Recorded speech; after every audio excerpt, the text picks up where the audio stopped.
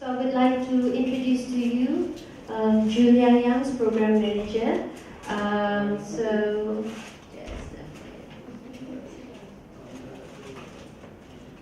Alright, Julia Young is a program manager at Creative Startups. There, she oversees the company's Albuquerque-based programming, as well as some of their international expansion.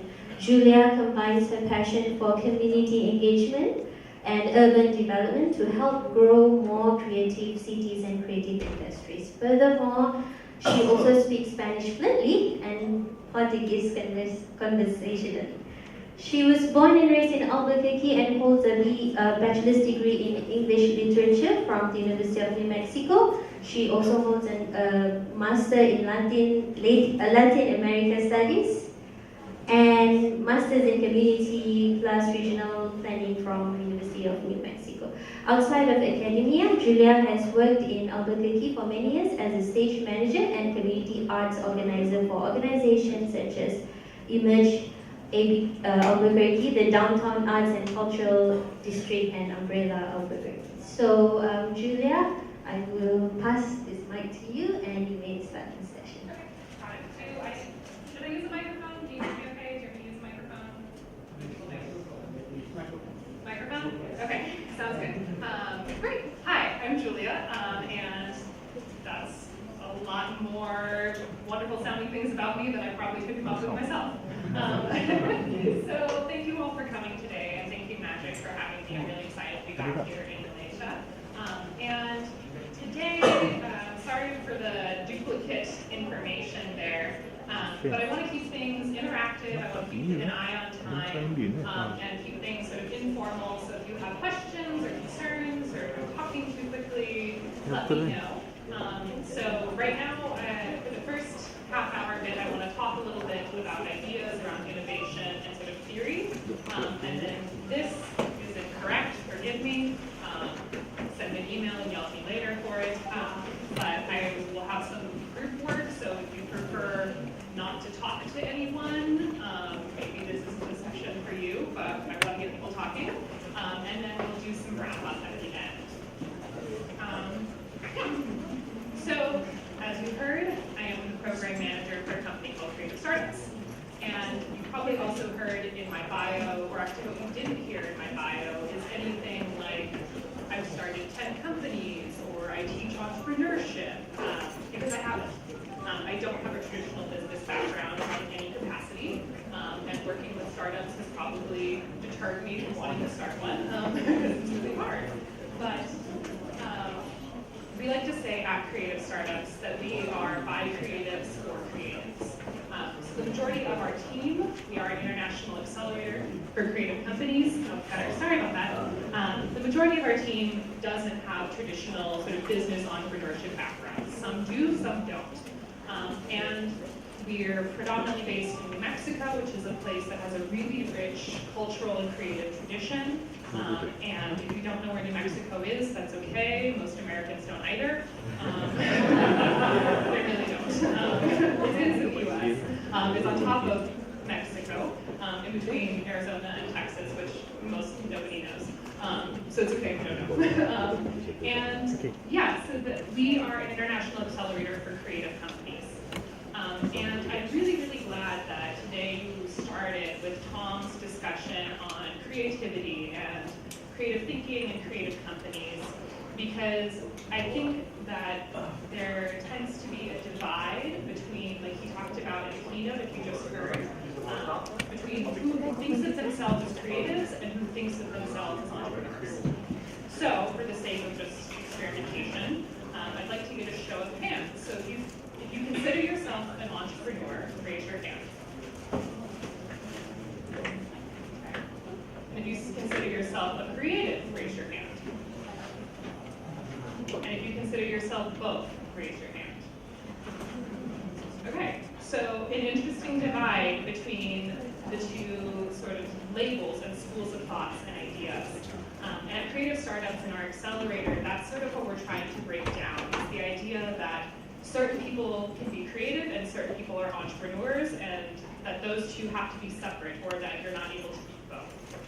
So that's what we're challenging in our work. And we're based, like I said, New Mexico, but growing nationally and internationally. And the companies we work with are anything from virtual reality to culinary to fashion to digital media and apps. And so I always like to start by talking about sort of creative industries broadly and the creative economy broadly to sort of reiterate what Tom was talking about and this idea that working as a creative and thinking as a creative is really a massive part of the global economy and is not just sort of people doing arts on the side or like my mom doing oil painting in her garage.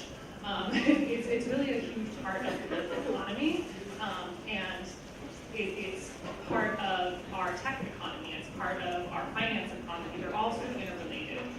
So I always like to start by discussing that and really just framing that creatives are entrepreneurs are creatives, and it's important to think of them, as really deeply interconnected. And that the creative industries, again, are really enormous parts of our global economy, and so what we're trying to do in breaking down how we think about innovation and how we think about creatives is to really challenge, what we think of as the creative industries. So that's what I'm hoping that today will help be enlightened for you all and sort of help change your mindset on what we think of as creatives, how we think of innovation, and who we think of as an entrepreneur and who we think of as a creative. So we're talking about rethinking innovation today. And this is one of a couple of different workshops that I and my company have done on the topic of innovation.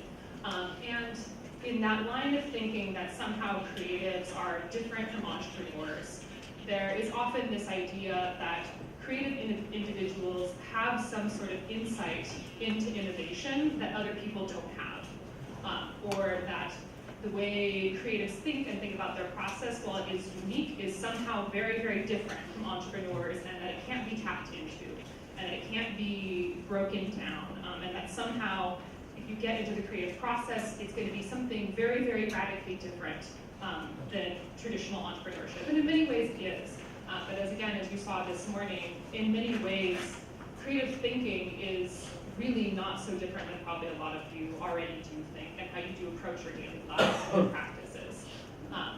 And so innovation, in that sense, is really not something unique and far off, probably, from what you do every day. But what I want to do today is try to rethink how we think of innovation and rethink about how you think about it in approach to your companies and your customers. So I just want to do sort of a collection right now, just call out, I don't drop this and deafen everyone. What do we think about when we talk about innovation? What are some words that come up? Right. Recreate. Recreate? Adding value.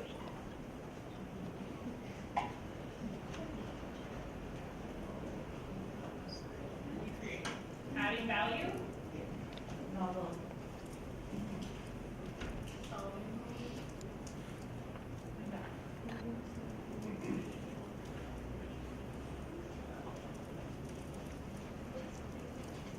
Okay. Solving problems?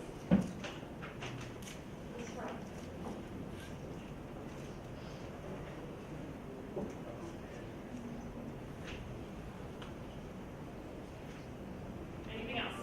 Any other thoughts on what innovation is, means? New idea. New idea.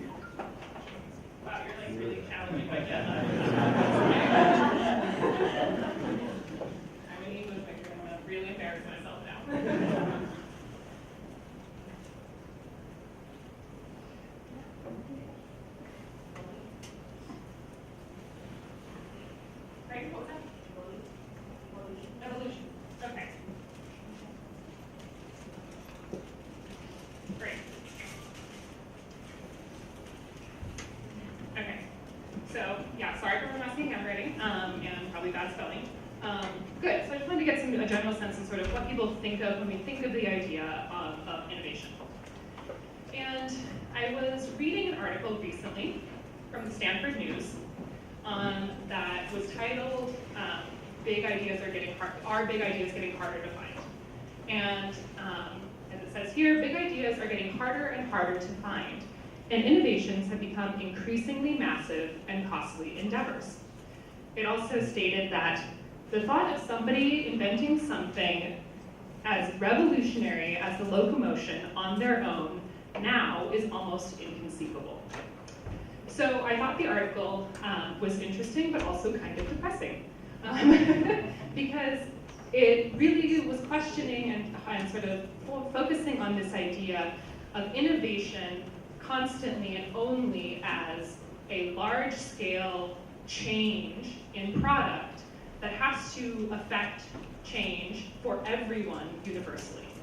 And I think that's one of the views of innovation that is really, really problematic and challenging, that we tend to get stuck on this idea that innovation has to be applicable for everyone, everywhere, and it's usually in product that we think about it, or it's not really innovative.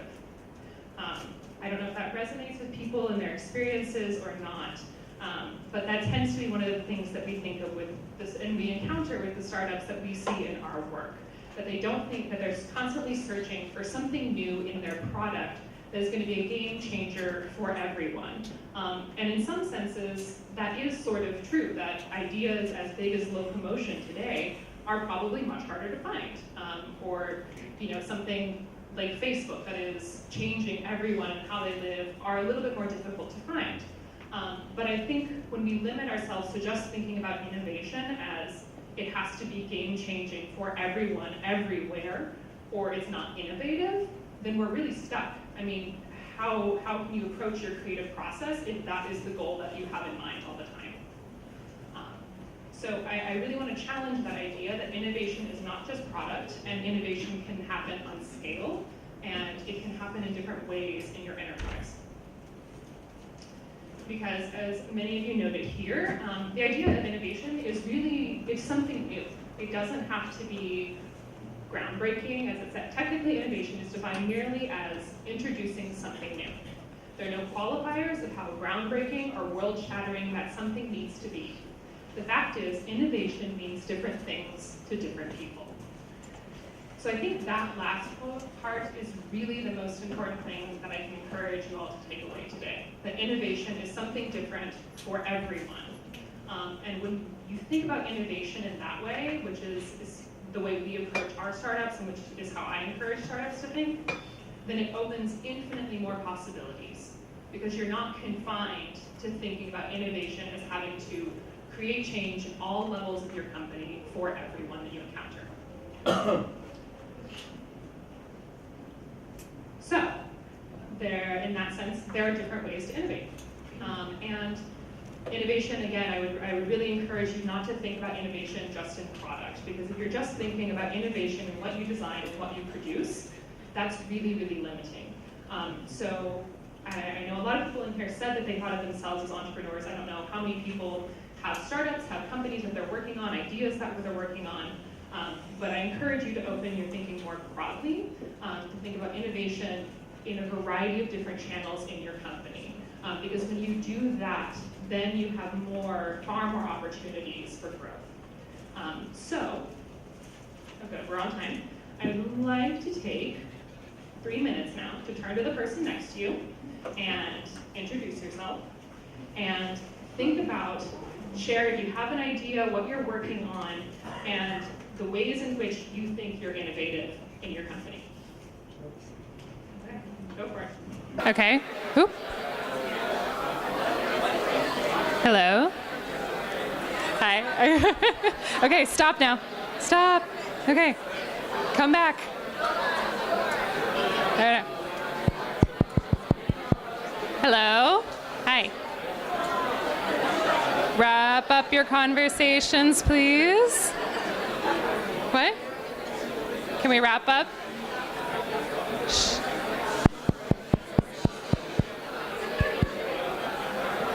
Okay. Thank you. Thank you all. Let's wrap up. Thank you.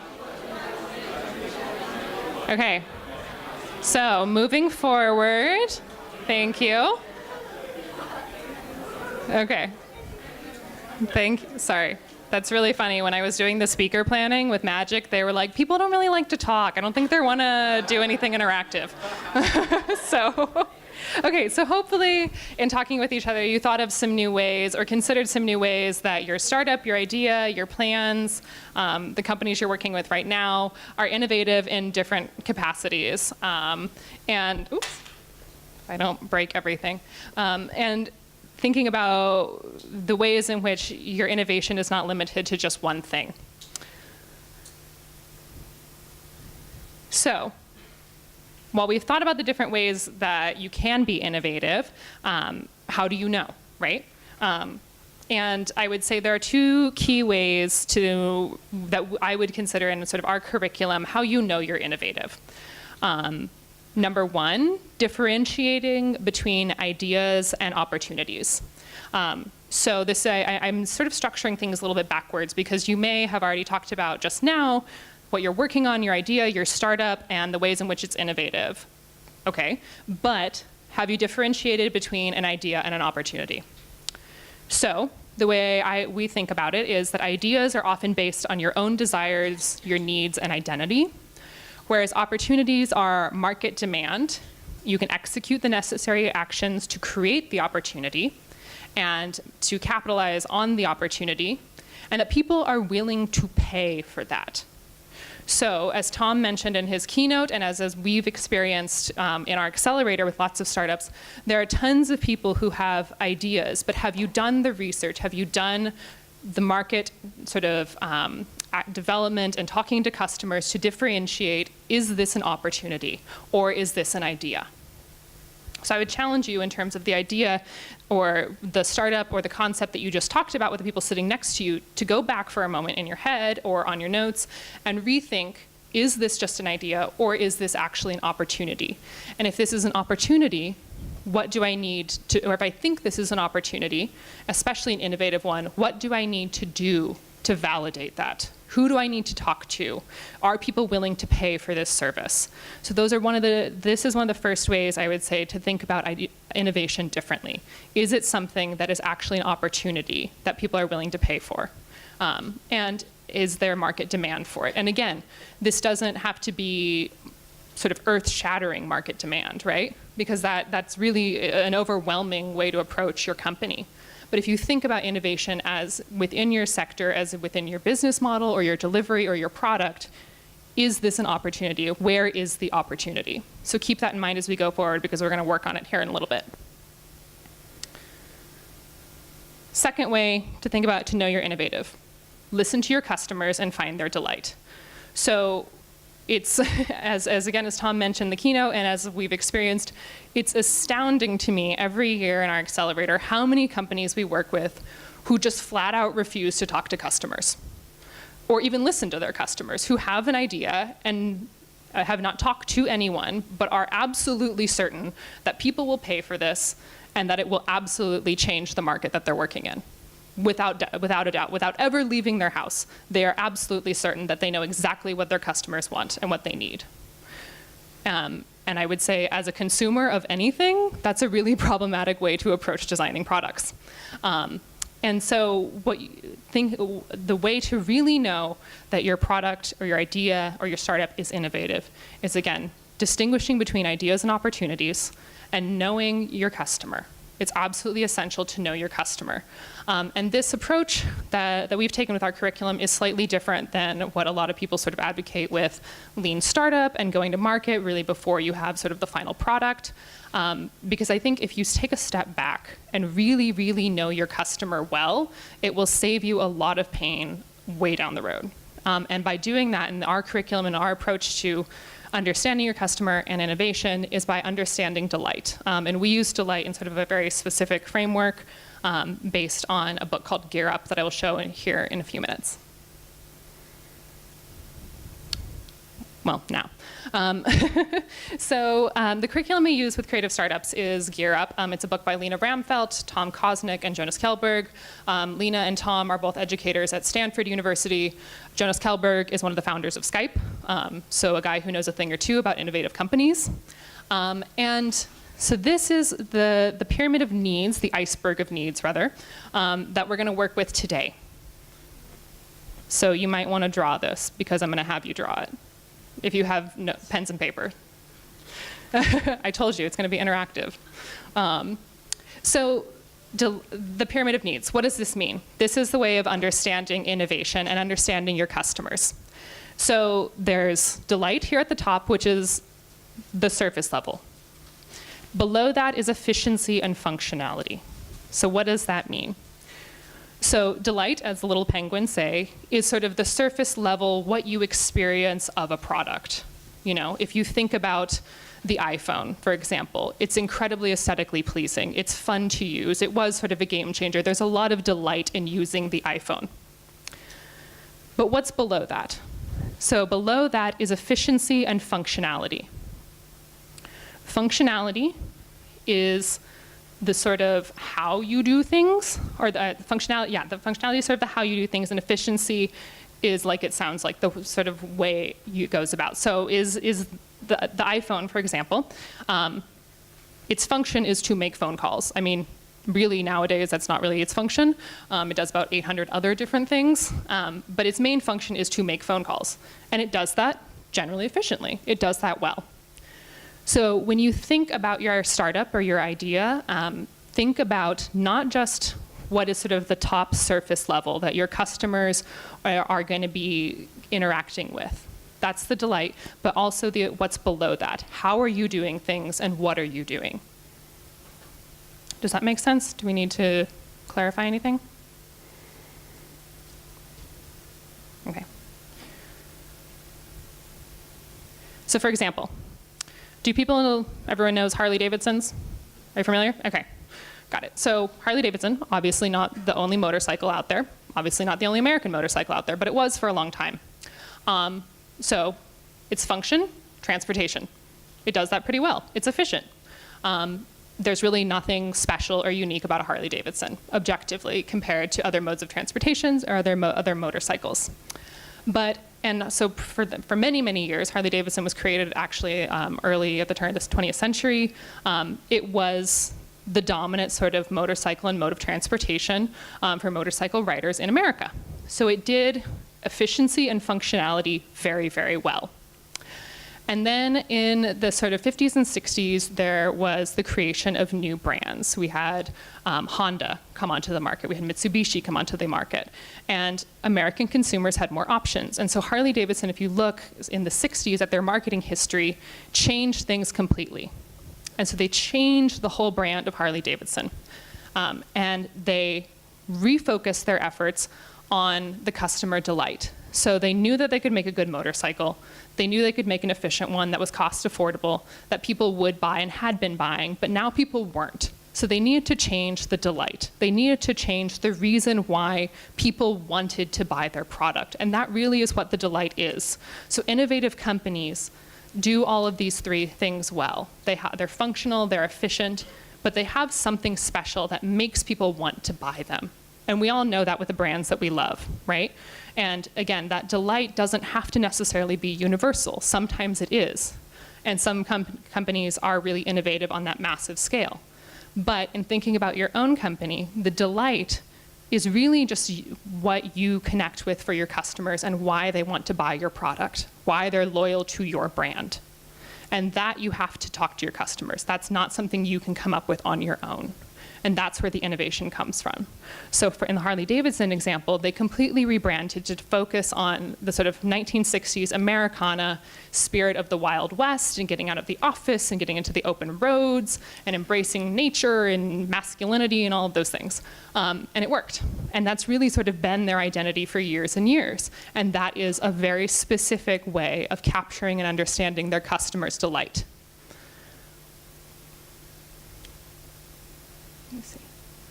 So now we're going to work on this. So again, if you don't have a startup, that's okay. Or if you just have an idea that you're working with, that's fine. But what I really want people to work on right now for, let's say, 20 or 30 minutes with the people next to you or on your own is thinking back to this understanding and this hierarchy of needs and thinking, okay, first, am I innovative because I have an opportunity and not just an idea? So I know that there's a market for it, or I have customers that are willing to pay me for my product or for my idea. And then second, do I understand the function and the efficiency, and do I understand my customer's delight? Does delight make sense to everyone? Okay, got it. Because the delight is one thing that you, like I said, you can't make up. You have to go talk to people to do that. So it's hard right here to really think of it maybe, or maybe you do know it. But I challenge everyone to try to name these things, because understanding this structure and understanding your idea versus your opportunity is really key to understanding how your company is innovative. And like I said, don't get too caught up in thinking about it in the large scale, but thinking about it really on the actual practical level of who you are working with every day, the customers that you are with, and understanding why they're loyal to your company and how you're providing all of these things. So let's give it 20 minutes to work on that, and I'll be around, and then I'd like to share ideas at the end. Does that work? Okay. Great. Thank you, everyone. Thank you, Julia, for the knowledge shared with the participants. And it's really a privilege to have you here as part of our speakers in the symposium. So, ladies and gentlemen, please give a round of applause to Julia. So I hope you had a good time, and before you leave, please fill in the survey. And to do this, you have to download the Bizarbo application on your mobile. All right? So that's all for now. And if you have any questions, perhaps you can contact Julia personally. All right? All right, thank you.